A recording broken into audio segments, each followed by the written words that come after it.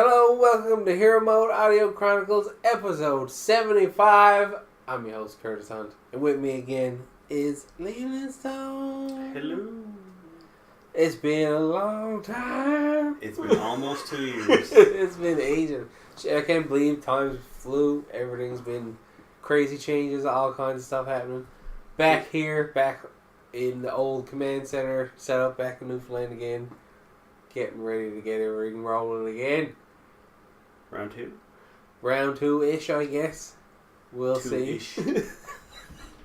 So yeah, what you been up to? What you been doing? Building a bunch of stuff? Just trying out different shit. I like to... You've been doing it on Instagram, right? I've been seeing. Just some stuff. The most recent thing was cutting out some wooden panels, just like using a chisel to try to like get a design going. What's the Instagram fucking handle? I don't even know. Oh, you should know. I should know. I know, I'm terrible too. I'd be like, the ham sandwich mode. Yeah. Is that what it is? Ham sandwich mode? No, I wish. It should be. That would have been way better. Now you have to go get it. Now, I'm going to shut all this down. Restart. Look out for ham sandwich mode coming 2019. Hashtag ham sandwich mode. I don't really even like ham sandwiches, to tell you the truth, Doug. Like, I mean, if I'm going to have a sandwich, if I got a choice of different sandwiches, ham is not number one. What do you think? What's your number one sandwich? It depends on where I go, actually. I mean, where you go? Like burger joints? If I went to count. like a Subway or something like that, I'd probably get like chicken bacon ranch. If you want to get like that kind of sub. If I was actually going to like Tim Hortons, just like as a fucking grab something on to go. Yeah. It probably would be ham sandwich. The Black Forest ham. Black Forest ham and Swiss. All about ham sandwich mode. But if I was going to like make my own sandwich and go out and get like cut deli meats myself, it'd be like a turkey sandwich. Yeah, turkey. Yeah. Turkey with jam.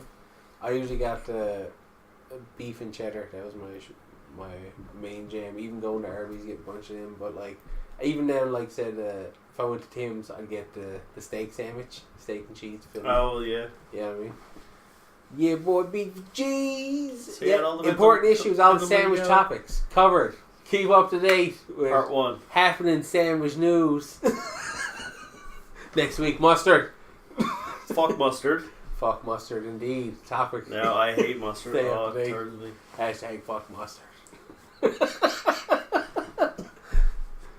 Even if you know what I always found funny. I remember watching. Now we're talking about mustard, right? Fuck mustard. No, we're not, because I fucking hate mustard. Hashtag fuck. I don't have any stories about it because I don't like it, other than the fact that I do have a little quick mustard story anecdote where I found it interesting how like when they make mustard, they separate like the mustard seed and do like the stuff to make the yellow shit. You know what I mean? Like the what you usually see on a burger and a hot dog, like yellow squirt mustard. Everything left over, all the seeds, that's fancy mustard. Great poop. Yeah, like what I always found to me it was really kind of funny that like the leftovers of the process in a sense was like what they sold for fancy mustard even more. Like but I mean that means like mustard is fucking like worth its weight. Like that's like talking about an efficient product, right? Sure enough. Making it and then using the rest of it, like that's a mustard. Processes out of the shells and then still use it to make better, well, quote unquote, Another product. better stuff. A premium product on top of it. That's hot shit. Talking about the premium products. Talking about the real issues. Talking about real issues. Sandwiches, mustard. Look the fuck out. Hashtag fuck mustard. 2018. Yeah, so talking about games and nonsense. No, we weren't. So yeah, anyone who's ever known anything about what we're at probably knows about the last game we made. Ultra Clash has been out. That's the only game really that's come out. Fucking Jaro's like gonna change a bunch. It's not gonna be like what the trailer showed. It's gonna use bits and pieces of it, but that's gonna be like some people got these try. Some people got to play it actually. Yeah, some people could could still have it downloaded on it. I mean, there's a dude who played it on YouTube. He reviewed it, but no one else is probably gonna play it. He didn't really do a good review though. I mean, he didn't interact with the screen like. Well, no, I mean he played a bit. I mean, it was funny that I was like there was a part. I was like, okay, well I got to try that again. But there was a part where I intentionally designed it in a way where it was like, yeah, there's no way someone's gonna die from this hole. Like it's placed in a way where the smallest jump will make you clear it, right? I figured there's no way. It's just like the first way to illustrate tapping makes a jump that gets you over holes, right? Regardless of what your input was, it should have illustrated that fact, right? Try to do tactile design. And he tapped and used his ability, which shot him directly up in the air, and he plummeted into the little tiny hole that was just big enough. Perfect fit. Just perfect. And I was like, holy shit. Like, this is why they use QA and stuff and test a lot. Because I'm like, there's no way. And then fucking bam. First thing. And that was like the very first jump? The first, like the number one, like the first possible place you could die. Like, bam.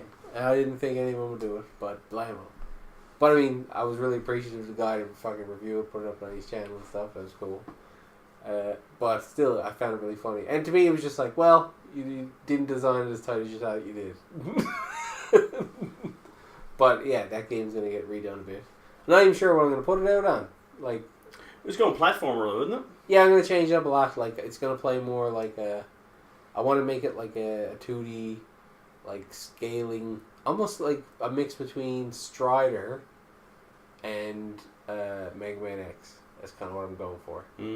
That's like what the design inspiration is really for. And I made it like, I've got it going right now. Jaro can like jump and wall climb. He's got like dash and slash fucking... Oh, actually, you probably never seen it. I'll show you after. You never seen none of that build? No, because it was before you came home. Yeah. I'll show you a bit of that. I don't know what state it's in there or how it was working, but it's going to get gutted and rebuilt anyway.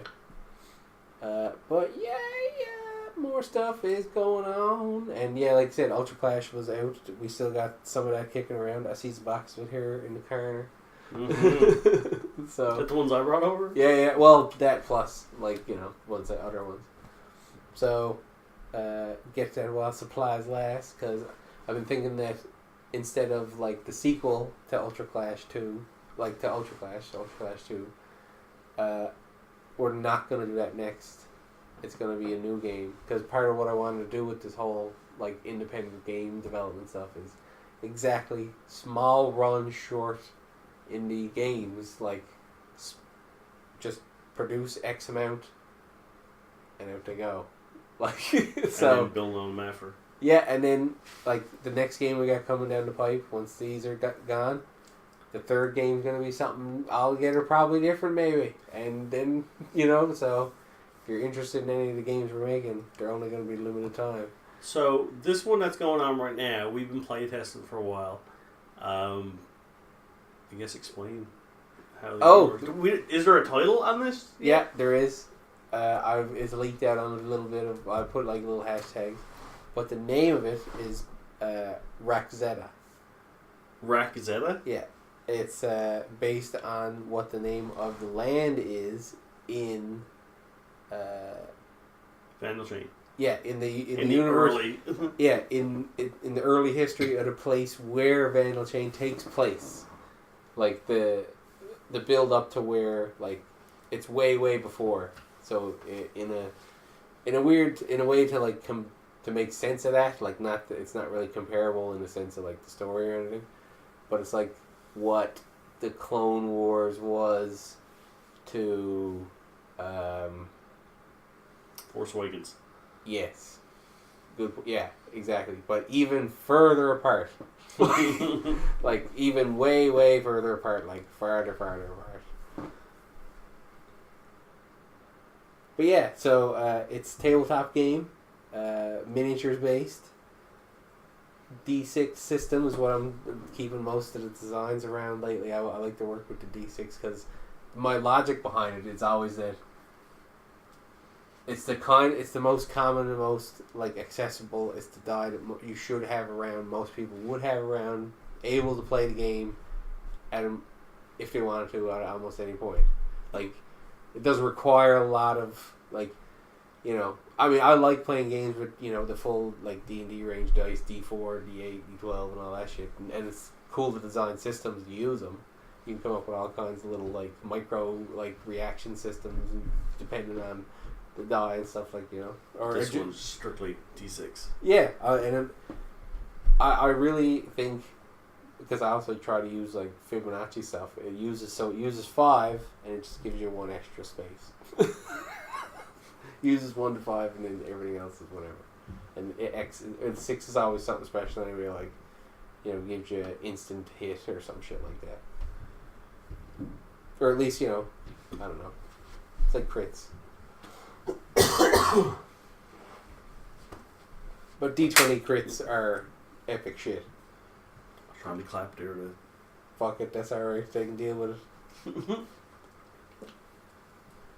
Trying to help you edit. No, I ain't editing shit. I had a feeling you were going to fucking edit shit. I don't edit shit, man. It all goes on raw. Here I am trying to fucking keep down a cough. No, screw it. Live it, breathe it. You can't breathe, that's the problem. This is the reality. Bring you the facts. This is life as it is. Talking about the real issues. Talk about real shit. Mustard, sandwiches, coughing. Board games. Raxetta. So there's essentially 4 factions in it. Well, no, actually, sort of. Yeah, there was 4 factions. Now 2 factions and 2. It's still 4 factions. Like it is, but the lore wise and the way I wanted to like encourage team building is that you can mix the factions, but 2 can't mix. There's 2 out of the 4 that don't mix. So you can mix 2 so with the other 2. There's 2 factions and the rest are mercenaries. Yes. Yeah. And lore-wise, that's why they're designed. Because it's the Ironlands, which is like, well, I'll get in details of what they're all about. And then the Falling Blades, they're the opposing kind of forces, like the causes of conflict. And the Deadlands is just, like, you know, resulting of, like, the war and yeah, stuff. the ongoing conflict. It's, you know, it's the result of the landscape and the things that live there as a result of what's been going on for so long. And then there's myths and legends, which is, like, so it's like Deadlands is crazy weird shit that's out around the landscape and stuff, too, but it's stuff that people know. It's commonplace, like, you understand that that's out there. Like, you know that there's alligators in Florida. You know what I mean? But there might be a Sasquatch. Like, you know, that's a myth. That's a legend. So that's it. Like, you know, a Deadland would be like crazy hobo with a knife. Or like a zombie. Yeah. Or like ghouls and shit like that. If the landscape was abominations. Like, yeah, anything that like the narrative of the landscape actually acknowledges as a thing. Like, not that people are unsure if it actually is a thing. So it's got to be like a fantastical or like magical kind of like thing for that faction. So they're not like a standalone faction. To me, they could kind of end up working with either side of the 2 opposing Ironlands and the Falling Blade. But you could still also just run a fucking full warband of whatever of the fucking the dragons myths and legends. Yeah, easily, right? Because the way I want to design the game too, it's like small little teams.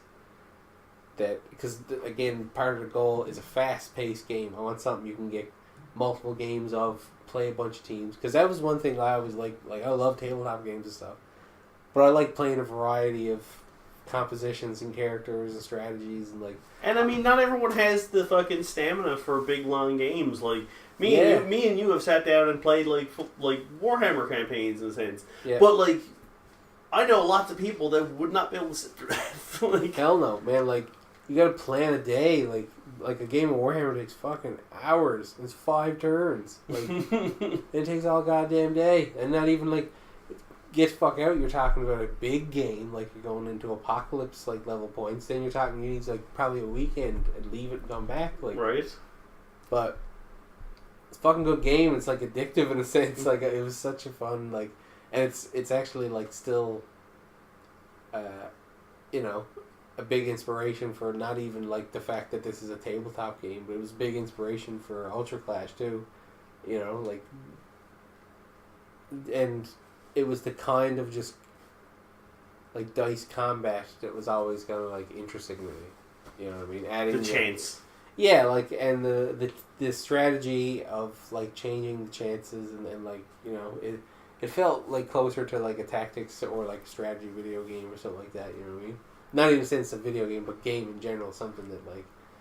But even still, it's like the dice make stories. You know, that's the kind of thing I really enjoy about a lot of it, and like even Blood Bowl, like we're saying, the way Blood Bowl is designed, it's like there's a bunch of processes to doing like a fairly simple action, and each process has a chance of changing what's going to happen. So it's basically like there's one way to do things and 3 ways to fuck it up. You know what I mean? And actually, yeah, that's basically it. And the fact of that, if something succeeds, it's like feels like a big thing and a victory, because you as a player kind of understand the unlikelihood, and the whole strategy of the game is just playing the odds and using modifiers and strategy and placement to minimize like the chances. It's just mitigating like chance for what's supposed to play out. Mitigation even still only gets you so far. Yeah, like you can still, doesn't fucking matter, man. If the dice turn on you. I threw 12 straight attacks at your dude. Every one of them landed. Yep. And not one of them went through because of his armor. Exactly. The dice said no. Yeah. Like just the fate said, this is a special story for this guy right now, where he's just taking on everything. Like, and that's kind of what attracts me to this kind of stuff. Is like, even I remember like when I started playing Magic, it was like wait until way later on. Someone told me like, in general, like the idea of Magic is like it was supposed to be almost like a role playing thing of it's the idea of 2 wizards dueling. Like, right, there's that idea of the overarching story. Yu-Gi-Oh! Yeah, like even that, like, well, even Yu-Gi-Oh! Is different because like the game exists, but like then there was like 6 TV shows based on playing it, meaning a bunch of stuff. You know what I mean? I was only going by the first show. I didn't even watch any of the other ones. Oh, they're all different. Like, they're all weird. There's ones where it's like they're driving cars, and they're like driving a plane while in these weird vehicles, and like their creatures are coming out on top of the cars and stuff. Oh, yeah. It's weird, but like, I think who was I talking to? Was this? Did I talk about it like way the fuck back on an old episode maybe about like this? The Intergalactic Wrestling League idea. It was like a cartoon that was, yeah.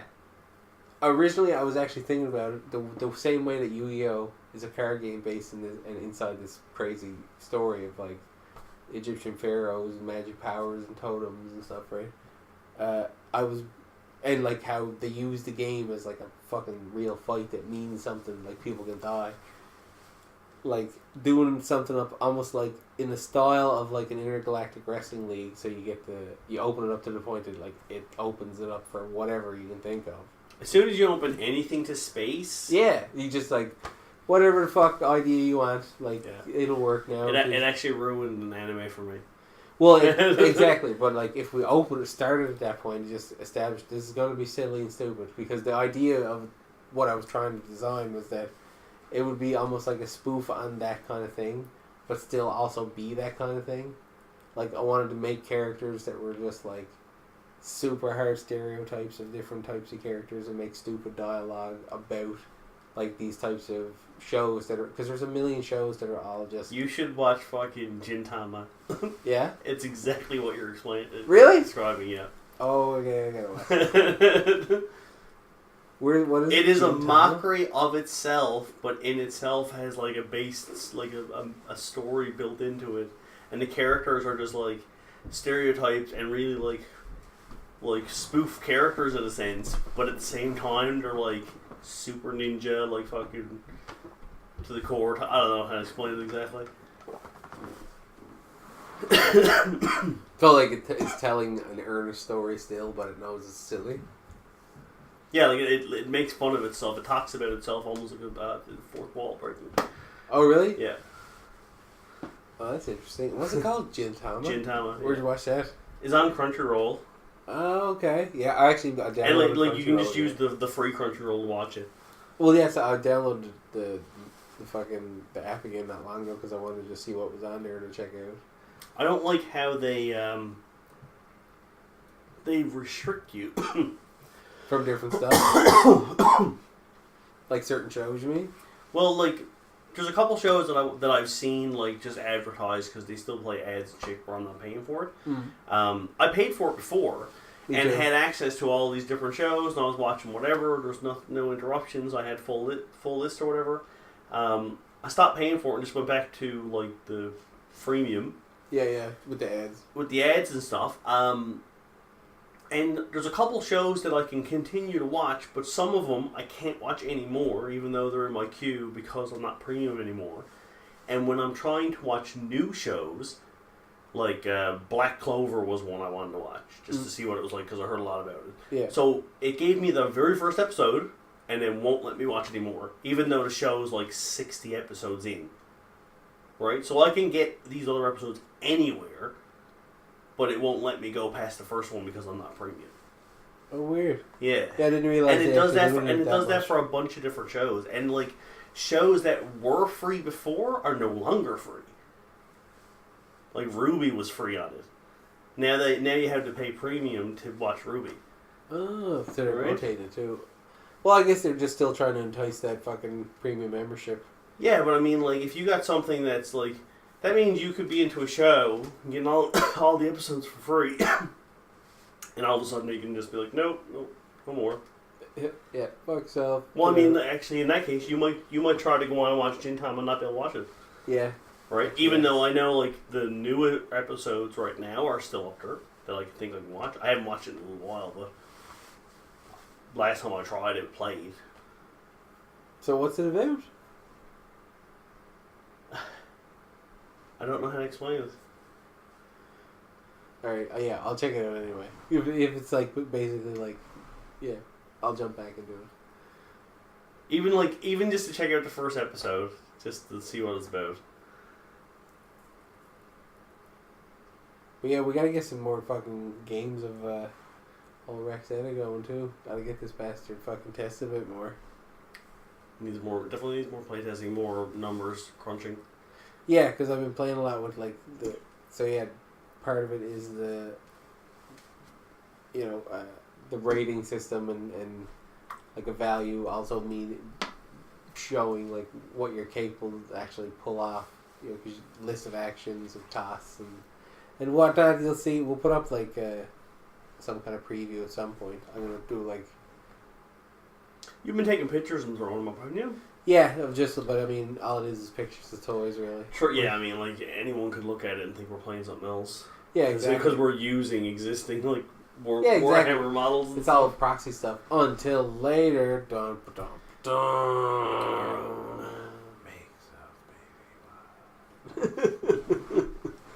Yeah, we'll see how all that goes. Hopefully, have some developments on that later on in the year, or maybe next year. We'll see all about that.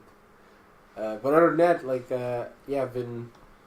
it's good to be back set up in home. We're going to develop the Rexetta book, and it's going to come out as a rule book.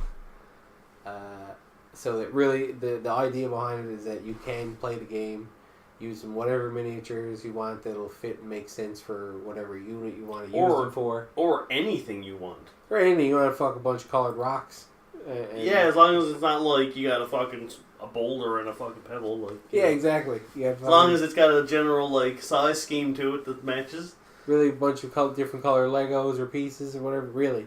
But it's just a game system for miniatures, and I wanted to get it out there. We'll get a book done.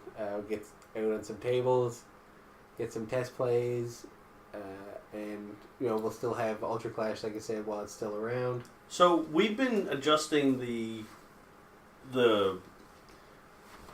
rating that you can use. Like we've been playing 150 point games, 100 point games. No, we played. But the most recent one was 50 point games. Yeah. So a 50 point game was still pretty quick for us. But Yeah. if we were to go out somewhere, would you have? What would I play at a table? Yeah. Would it still 25. be 25? Yeah. Oh no, 30. Sorry, 30. 30? Yeah, I think 30-point team because. And it's and there's also a round cap. It only goes to 6 rounds. Yep, max 6 rounds, and then it's sudden death after the 6th round. First enemy killed. Yeah, if it's a tie, because at the end of the 6th round, it's whoever has the most points. And the points based on elimination and missions. Oh yeah. So. I was thinking it was by their rating. Well, that's if you kill someone, you get their rating points and then whatever else on top of that. Yeah. So if you kill the 20-point unit, you get 20 rating point unit, you get 20 points. If you took an objective for a turn, maybe you got 10, so then you got 30 points on that turn that you killed him or got an objective or something like that. Mm-hmm. And if it's a tie, then it goes to sudden death. Yeah, so sudden death then would be first elimination of any unit, just instant win. Which Mm-hmm. could be just one-on-one battle, showdown, or if, just call a draw if you want, depending on your rule set. Because this is the other part of it. I want to design a couple of standard rules. I want to make that 50-point kind of quick, but I don't want to. I'm going to make a bunch of different rules. 100-point game. 200-point games. Would you have a 100-point game go to say 8 rounds? No, it would all still be. It would all still be 6. Yeah, but just the fact it's that just how much is going on. Yeah, and additional rules and objectives and ideas that you could add into games for these different sizes of games, because certain ideas would be more appropriate for a larger thing. Because you don't want something wiping out units if you only have 2 units. True. Well, I mean, when we were going to play one of the games, I just wanted to try it out. I think we were at the we had the 50-point game. Yeah. I was going to start it with just 5 snipers. Yeah. I was just going to keep them all back and just smoke all your dudes. Well, that's the thing. So think about if you had 200-point game, you could have a whole fucking sniper unit. You could 20 have snipers on the field, yeah. You could have a whole wing of snipers over on the right, just bang, blowing, shooting away. But then you get what you have to do with that turn is take the fucking tank in. Because he does splash damage. But see, then I'd also, this is a good example. If I'd make a special unit that is multiple snipers. Oh. You know what I mean? Because then on a turn, you'd activate 6 sniper units in a sequence of firing, instead of activating each one. Yeah, if you had a group of 10 snipers, instead of taking 10 turns to get that whole unit done. You know what I mean? You just Yeah, for large scale games, have a special unit activation rule. If you're doing a bulk. Yeah. Units. If you bulk up on the same unit. And it would be you'd have to take X amount of the same unit. So you know what? That might be something. That might be how to do it. Yeah, we're going to play with that. This is something we're going to play around with a bit of design on. I just thought it'd be fun to try 5 snipers. Well, I think it would, but I think it would be stupid to have to take 10 turns to activate what would be each one. Yeah. Be thematically, you'd probably have I mean, at the same time, that's not to say you couldn't have 10 lone snipers all activating separately. But there would be a benefit to being able to do it. Yeah, I want to give both options, because I like the idea that if you had a unit that you could activate them as one, you know what I mean? So maybe we'll give cause that's what there's a few additional kind of. Would it be a +1 per extra unit? Yeah, exactly. Because then you because then it scales with however many you want to use in that bunch. Well, also it starts to give license to using.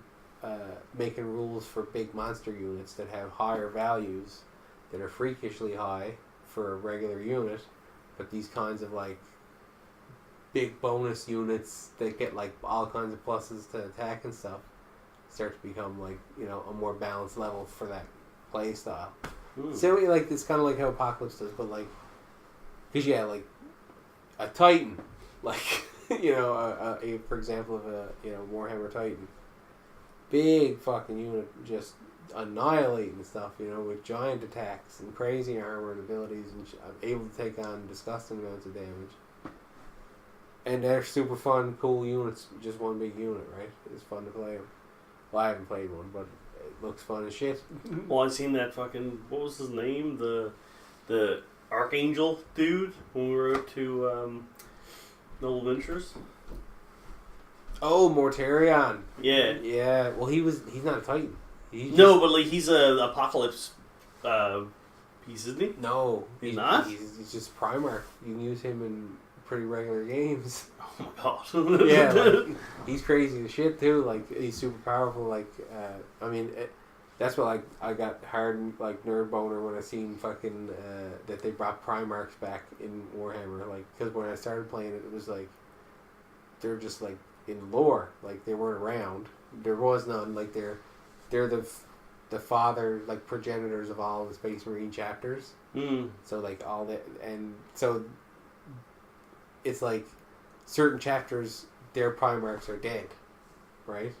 And they like pray to them and like do stuff and talk about them, and different ones talk about, you know, their teachings from them and stuff like that. But some of them are alive and they're just like some of them God mode. Yeah, well, some of them are coming back to life and coming out of different places. Like they're saying that Leeland Russ, and see, like I was a Space Wolf player. Leeland Russ, Space Wolf Primarch, and they're saying now that in the new rules he's going to be coming back. Like he's been gone for like since like he's been gone for a long time, like in the lore, since because they actually progressed the story with new additions. Oh, really? Yeah, like in the state of that universe in this like the 5th and 6th edition, like Leeland Russ is gone he's into the Eye of the Warp, right, never to be seen again. And now they're saying that he's going to come back now because, like, Mortarion, they're all thought to be dead, right? And now Demon Primarch comes back. And then there's a new Loyalist Primarch that came back, Roboot Gilliman, and he's like fucking Superman. Oh, yeah? Yeah, like they say, like, in the meta now for, like, the competitive Warhammer, it's just like Gilliman and something else is like just a viable team. You know, it's like him and what the fuck ever. Because he can't die or something. Well, he does just crazy damage, and like he can like. Does he have like a Phoenix thing where he dies and comes back to life? He got some crazy or like so death many turns he recharges. But like, there's nothing that he can't just rip to bits. Like if he gets in the melee with anything, it's gone. A Titan? Oh well, he do significant damage to a Titan. Like he would fuck a Titan up. Like, like I don't know if he could kill it. He probably could. Yeah, he probably could. Maybe I don't know. And see, that's what we gotta aim for down the road. Like, it'd be cool to just fucking have all your dudes, like, because we're gonna have like a fair amount of characters going. Oh yeah, but it's all about building the lore. True, and then having just like. Like the fucking monster coming. Well, yeah, too. Like in the setting that I'm doing, it is a long-going war. So yeah, there's going to be different factions are going to come up with different ideas. The Deadlands are a big fucking place. They're a large area. It's a gigantic like wasteland desert. And it's essentially just constantly evolving too. Exactly. So God knows what the fuck is out there. Is out in the lands or under the lands. Blood Thrall, is it?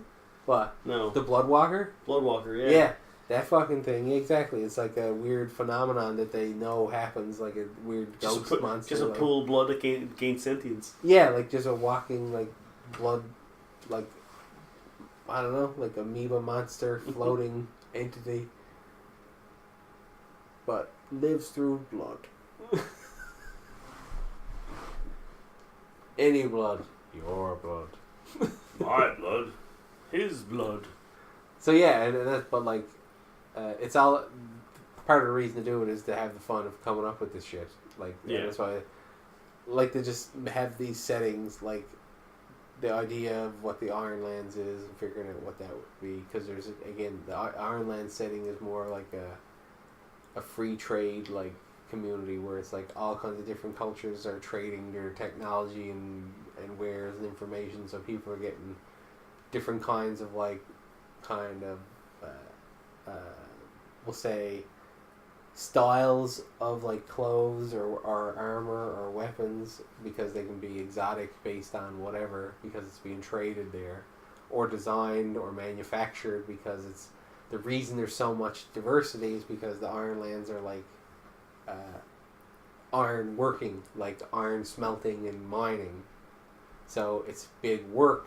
Like, people like make their, like, live there from the business that comes from all the mining and the ore and the development and stuff. So that's also why, like, the wars, their side of the war relies on the weapons and the armor and stuff that's being made there as well. When you first told me about the Ironlands, I just started instantly thinking that this is like barbarians and stuff like that, but like they actually have like technology, like like they made like guns and fucking different kind of weaponry, machines. But they don't have like a formal governing body. It's a bunch of tribes. Yeah, that's just trade and business is the governing kind of entity. So there still is crime, because it's open fucking market, like you know what I mean. So it's unregulated, but it works by kind of just almost like an honor system. Yeah, it just works like a commune in a sense, but just like a big patchwork of. So, yeah, that's what you can design a lot of stuff from there. I mean, you can take influences from different kind of cultural design themes, and you can make up your own cultures. Exactly, just fucking these guys are from wherever the fuck in this place, and this is what they made stuff like, which is what half the fun of it is, like, come up with crazy ass weapons. And like clothes, right armor. now, my favorite Ironlands unit that I got designed is the Dark Iron Juggernaut. And that's the fucker that I tried to take down. Yeah, because the idea of it is that the dark iron is like this concentrated fucking iron. Yeah, that they've kind of like special mined for this like special combat unit that's like a siege unit for breaking lines and going up against heavy fire and stuff, right? So it was a really fun unit. I used to have it designed to be way more agile, like it would be like a monstrous unit, like it would actually be jumping and throwing. Can move really quick across the board. Yeah. Well, I mean, you approached me and by your second turn. But even then it was way faster. Like I'd slow it down a bit because I figured like, no, if it's a fucking heavy like war machine, it should be a bit slower, right? And that's why plus he's plated in fucking exactly dark like iron. Exactly. So that's why he's got the extra save, so he shouldn't be super fast, I don't think. So again, going back and tweaking those numbers to see, because to me it's more like, thematically it should all make sense, and then figure out the fine tunes and balancing it for the gameplay. Yeah, because he had a high armor and the double save, but you've reduced his armor. But kept the double save. Well, the double save stays because it's. The Dark Iron is the double save. Yeah. Yeah, but I put it from 6 to 1 because it's still like it's roughly 50%, or from 7 to 6. Was it 7? Yeah.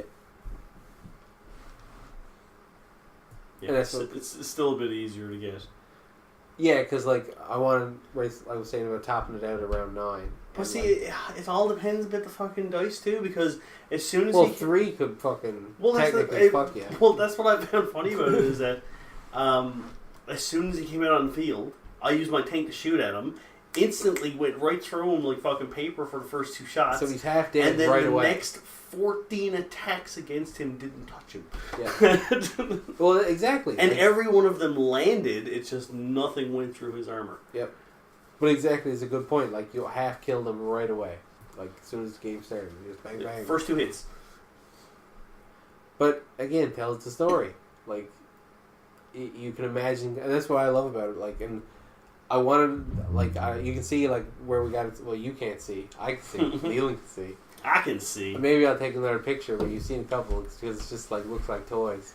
Put it on. This is what we seen. Yeah. All right, yeah, I'll take a picture of fucking Morton's testing, put it on something later. I really like the idea of densely packed terrain and a game style that allows, like, characters to move through terrain more freely, and because to me it makes for more interesting gameplay. So I'm trying to design a system that's generally, like, easy to use, but also allows for that kind of, like, intricate movement and still having it kind of matter. So it's still a little bit of balancing. I'm trying to figure out a lot of the verbiage for, like, how the rules should be stated and kind of like what the measurements should be based by and things like that. But I like the idea, and that's why I've densely packed this kind of spot. Even got a lend of a buddy's old G.I. Joe fortress to kind of pack the table up a bit. The G.I. Joe fortress is pretty badass. I think it helps pretty immensely. It's got some good platforms and, like, blocking lines and little areas. Oh, you took the other G.I. Joe platform out? It's the one I was using in the last game. Yeah. I redid a little terrain setup there. So yeah, and I'm, I think it's starting to go well, but I want to try, like I was mentioning, I want to add more, like, kind of elements to the units, or, like, defining factors to add more things, like units that can, like, say, climb, and what does climb mean, like, I will. Right now, any vertical movement has to take 3 inches. Yeah, I'm assuming climb would just negate the first 3 inches that you would have to go use. No, I mean the fact that, like, because I don't want, like, the tank to be able to climb. Yeah, but, like, I mean, if somebody has the trait of climb, yeah, they don't lose the 3 inches in their movement when they go over vertical terrain. Basically. No, I still want them to do that. To lose the take. Oh time. Yeah. It's just the fact that they can spend 3 inches to climb is climbing. You know what I mean? Because that's the thing. I want, like, changing levels and moving through stuff not to be, like, completely, like, nothing. Like, I want it to be, like, you have to plan it a bit. It's hard to move through certain areas. Like, you have to plan, like, spending your movement wisely, kind of thing. Because I don't want, like, because to me it makes then the more detailed terrain more, like, it gives you better variance in the capability to battles, like, or, like, what you can affect the fight with, and how stuff can play out being more interesting. Like, to me, that's the goal of it. Because I want it to matter, like, if you chose to stand next to the bush versus, like, behind this wall, or in this pillar, or on the 3rd level, or, you know what I mean? Versus just, like, are you wherever, like, within 12 inches regardless? You know what I mean? Like, yeah. Because, yeah, like, at a certain point, it's like, why have the terrain at all if it's not impacting decisions that both players are making?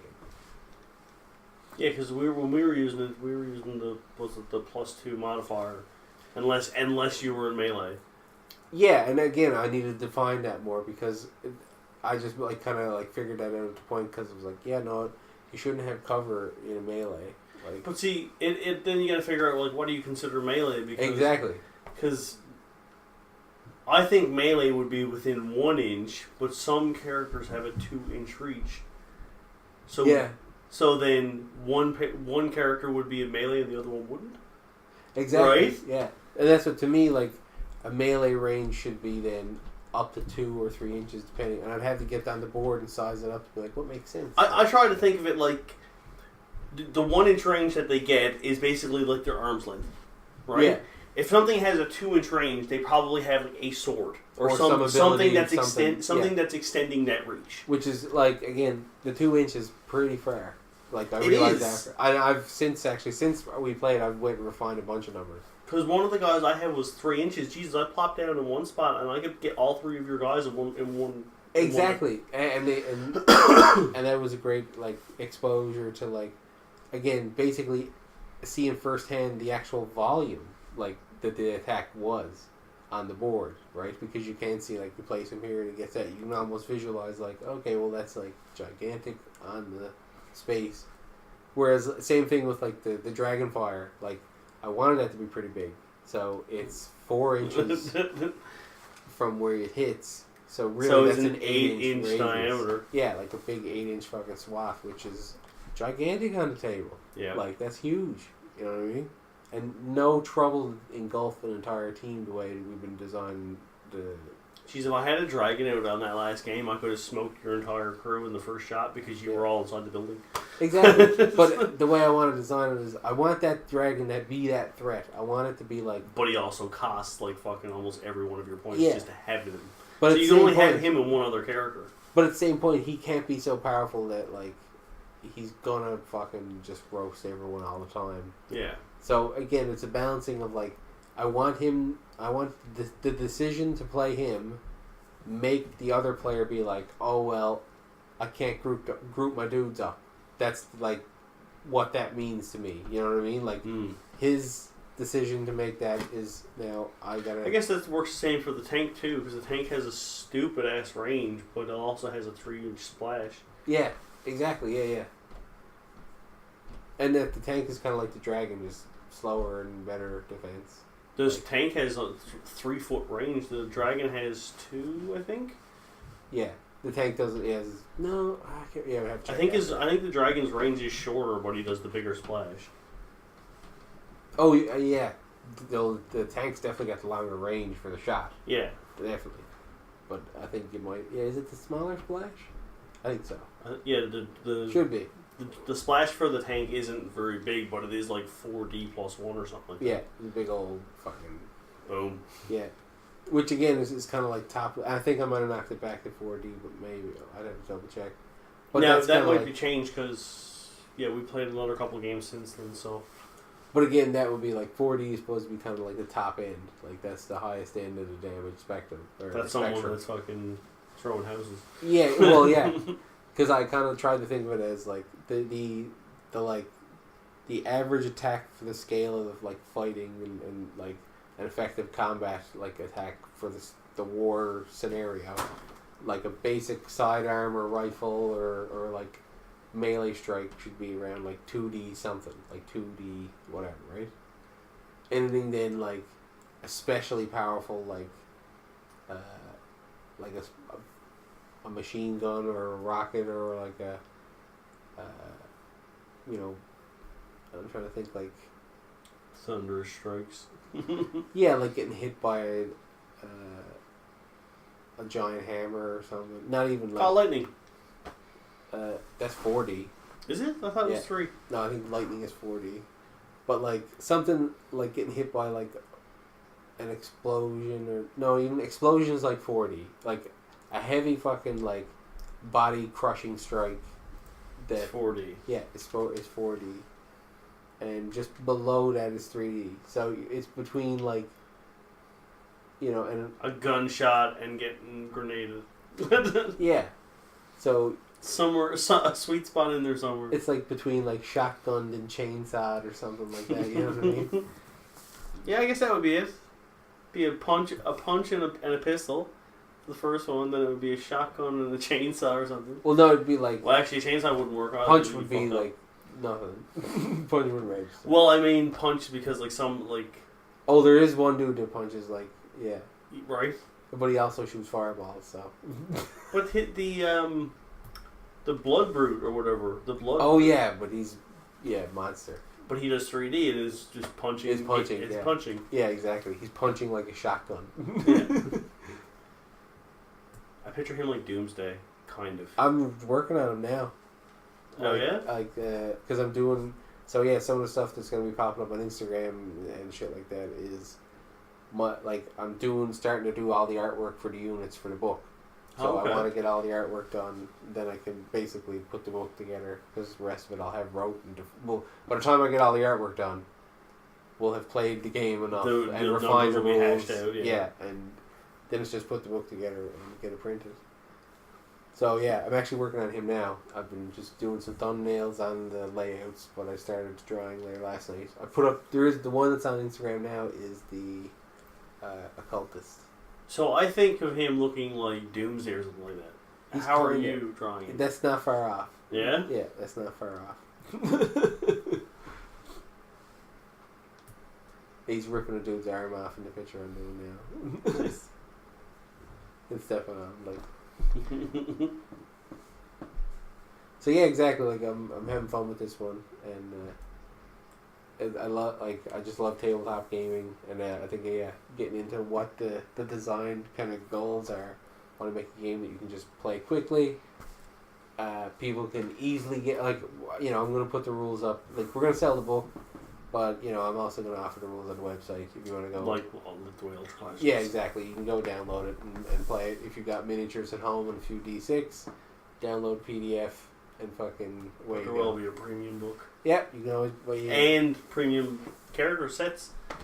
Character sets. Like the models. Yeah, models. Can't download fucking models. So yeah, we'll be selling models ideally in the near future if everything goes to plan. So yeah, getting you some Raxetta miniatures in the future. But meanwhile, the idea is.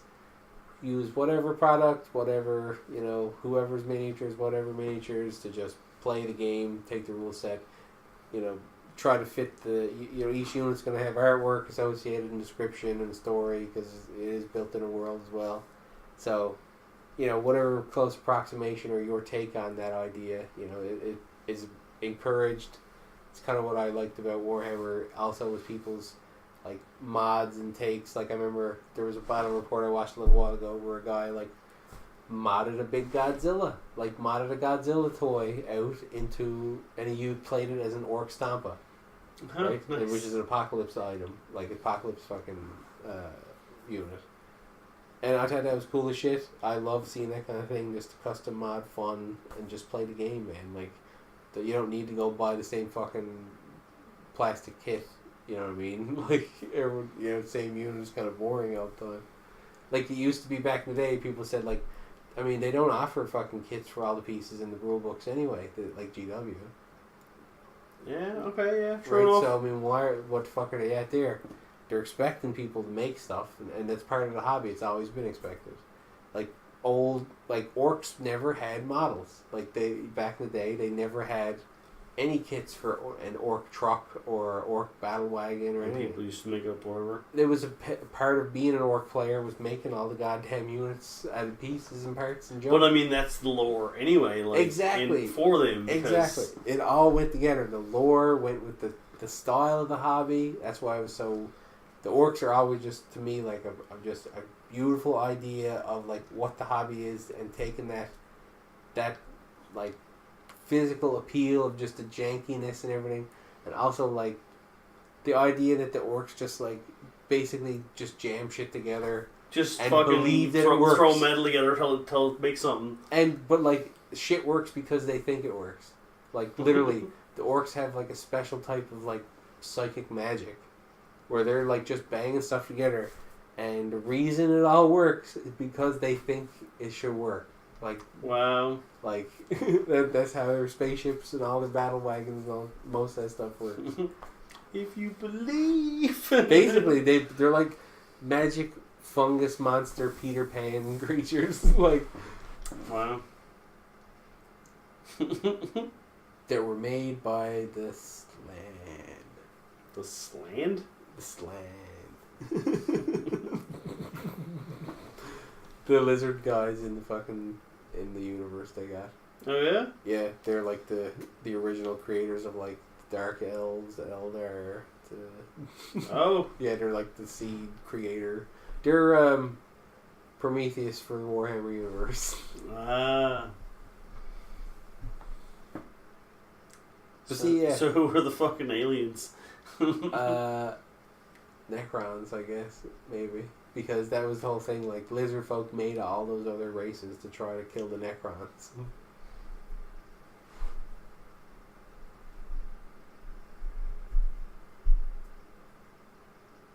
Yeah, that's been a Warhammer lore info update for today. Again, back with all the important info. Telling you all about sandwiches, mustard, fuck mustard. Yeah, hashtag fuck mustard. Roll some D6 and get you some Warhammers. Raxetta. Raxetta. Ultra Clash. Ultra Clash. That's what you can expect next time you catch us out at a table.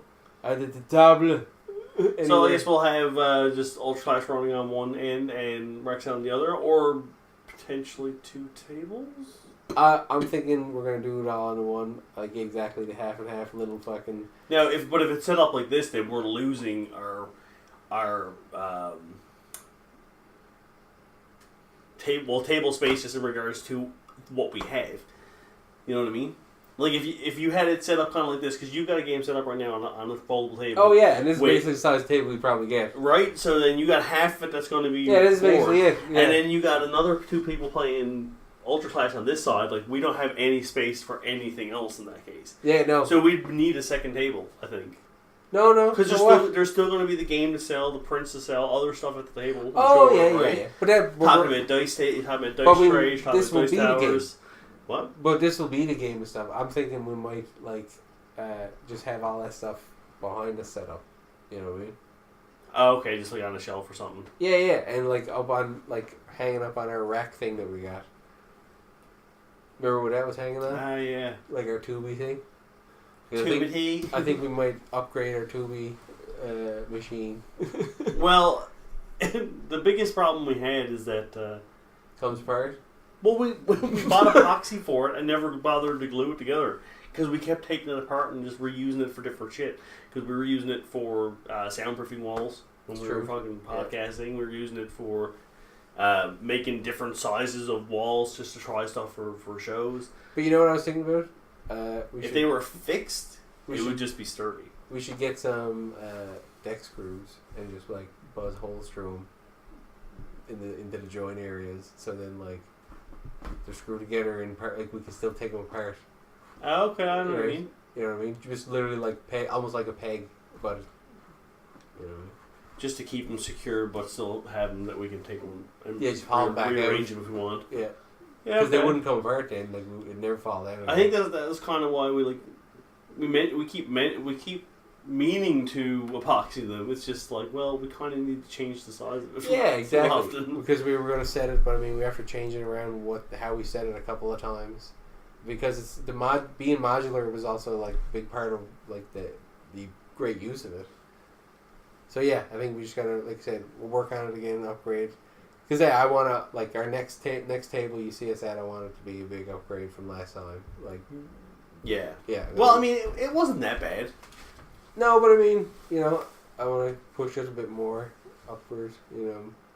Work it because I mean it's gonna more be visually appealing and drawing people in. Well, I need to work on. Well, we're gonna have a bunch more prints and stuff, and how we're gonna lay those out and all that kind of stuff, and the games that we're gonna be playing at the table, and how we're presenting. Chomper's already dropped the first episode's up online. That's happened since the last time we talked. Big air quotes first episode. Yeah, the first episode. Since it's getting redone. No, it's not. What? No, it's just out now. I thought we were going to redo it anyway. I was going to, but then I didn't. Should. I can't be at it. I don't have time. Well, it doesn't have to be right now, but that's been when. I mean, it's been fucking forever. So yeah, first episode's out. I've been thinking about starting the second one soon. But yeah, is the second one still fucking. Well, no, I don't know. I can't even remember the fucking name of it now. Fast Absorbing. Yes. Maybe not. I'm thinking it actually might be Dermal. No. VSS. Oh. I like VSS. Yeah, that's what I mean. It's one of my favorite episodes. I really like that one, so I suppose I feel like that one was strong. I like the animatic. There's a few shots I'm really kind of proud of and I want to get out. So I'm thinking VSS is episode 2 probably coming out. And the whole idea too was that the first season was going to be this just all one-offs and then get into that big story. But I think I'm just going to keep on going with the one-off joke episodes for a while until really makes sense to try to get into a bigger story with it. To try to flesh it out more. Yeah, because there's other stuff I want to try to do anyway other than episode 2 on that next. Again, just the way first installment of Ultra Clash was out. Now, I might do Ultra Clash 2 later, but it won't be for a while. There'll be a few more games made between then and when that one drops. So Ultra Clash is covering a card game. Raxetta is going to be covering a miniature style game. Yep. I guess then we'd have to go board game? Well, we don't have to. Doesn't matter. Well, like, just to keep in the scheme of tabletop games, but like just but different styles, right? But even still, I don't want to I'm not even we're not even part way through getting this one done. I don't even want to be beholden to Oh no, of course I need to make a board game now. No, I know. I'm just trying to think. I'm not really familiar with a terrible amount of different styles of tabletop games. I think of board games, I think of card games, and miniatures, and I can't think of anything else. Well, actually, this is something that Games Workshop actually do a lot. Is kind of what is inspired me to try to do it more short runs. Is because that's what they do. They do these short one-off miniatures-based games, box games, right? They did what was this? They did this fucking crazy fantasy sailing one years back.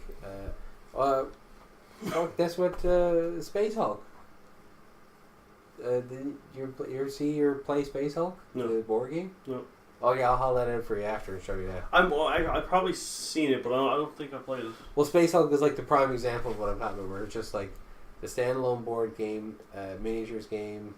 It's got its own set of rules. It's based in the Warhammer universe, but they just put out another couple of games, like Grim Spire or something. It's based in the fantasy Warhammer universe, but it's its own miniatures based game with it's little terrain and stuff, but it's all different skirmish type rules and cards and different dice and stuff. But yeah, they just use their lore and kind of keep building these different dice games or different types of tabletop games, and that's what I kind of really would like to do. Is that once Raxetta is going to be its own system, expandable and playable in a kind of couple of different formats, and we'll put out new rules for units and stuff and new models and stuff over time. So probably do expansion books later on with new units and stuff. But again, that would be the same way that it's going to be way later for the second part of Ultra Clash. First book's going to drop for Raxetta, and then I don't know, whatever the fuck we come up with, whatever happens, right? Because I don't know, this has just been something that's kind of been brewing around for a little bit. I love, and it's kind of largely due to the fact that over the past year I just went back and was playing Warhammer again. Was up when I went to Halifax, got back with a couple of buddies playing Warhammer, and it was just such a fun game, and you have such a good time.